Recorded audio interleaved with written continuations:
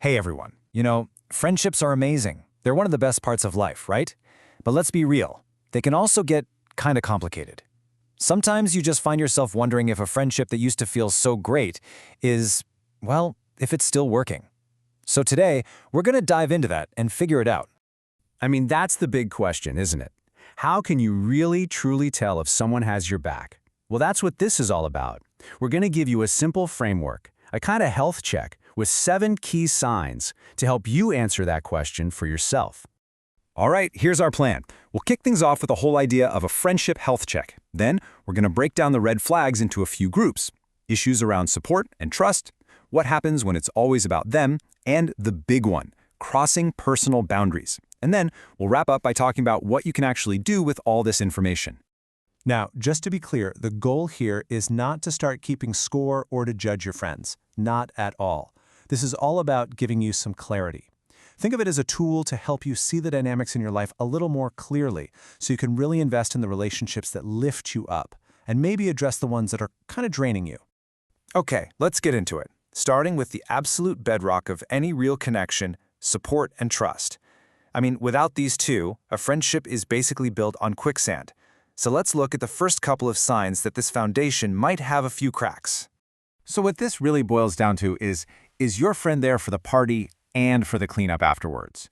A real friend is with you for the good times and the bad. This first sign points to what people call a fair weather friend.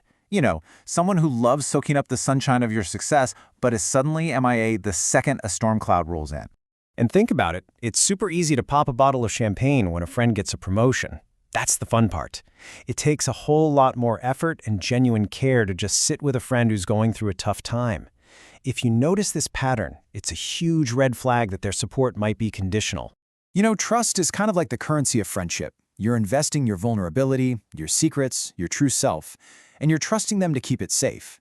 So when that trust gets broken, whether it's through a little lie or a big secret getting out, it just devalues the entire relationship.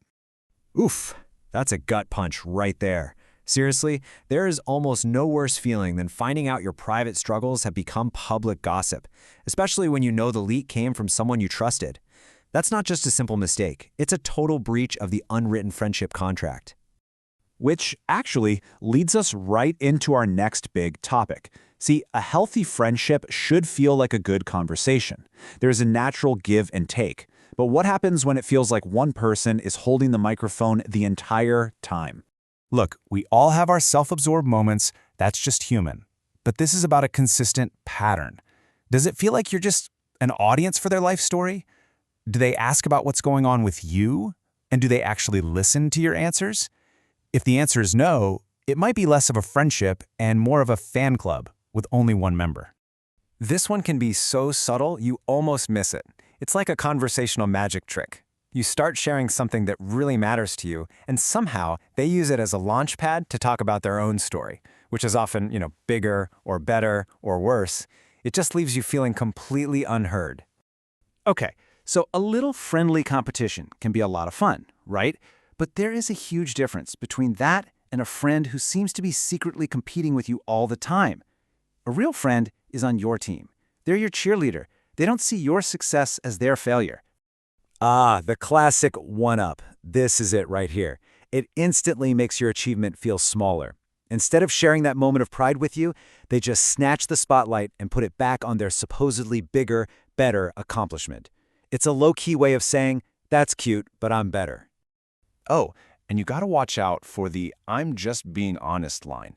That phrase is so often used as a shield for just being plain unkind. Look, real feedback from a friend comes from a place of love, and it's meant to build you up. Constant criticism, though, that's designed to tear you down. Ugh, that is just so deflating. When you're excited about something new, you're hoping for a little encouragement from a friend, right? Or at least some curiosity. A comment like this isn't helpful, it's just a flat-out dismissal of your interests and your joy. And that really shows they don't have your best interests at heart. So this brings us to our last group of signs. And really, they all come back to one single idea: respect.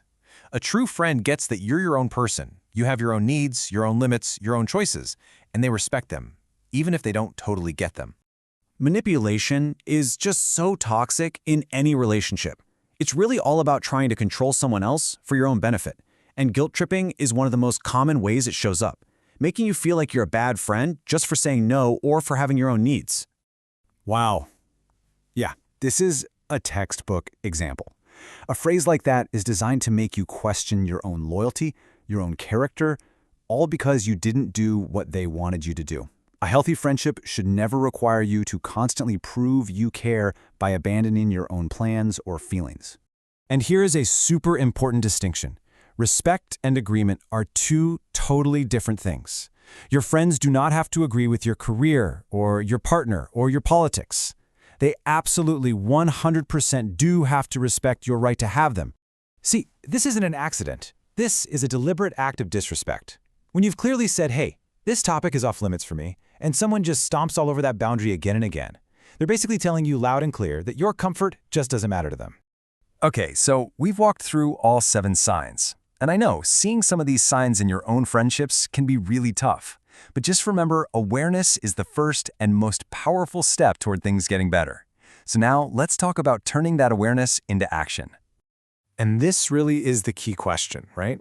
It's one thing to spot a problem, but what in the world do you do about it? It doesn't mean you automatically have to end the friendship, but it does mean you probably need to address the dynamic that's going on. So the path forward usually involves 3 steps. First, just take some time to reflect. Think about what you really need from the friendship versus what you're actually getting. Second, if you think the friendship is worth saving, try having an open, honest talk. And third, and this is the most important one, always prioritize your own well-being. You absolutely deserve relationships that make you feel good. Because in the end, that's really what it all comes down to. And I want to leave you with this one question to think about. Just pay attention to how you feel after you spend time with people. Do you feel lifted up, seen, and energized? Or do you feel kind of exhausted, small, or just drained? Your energy never lies. Thanks so much for joining me.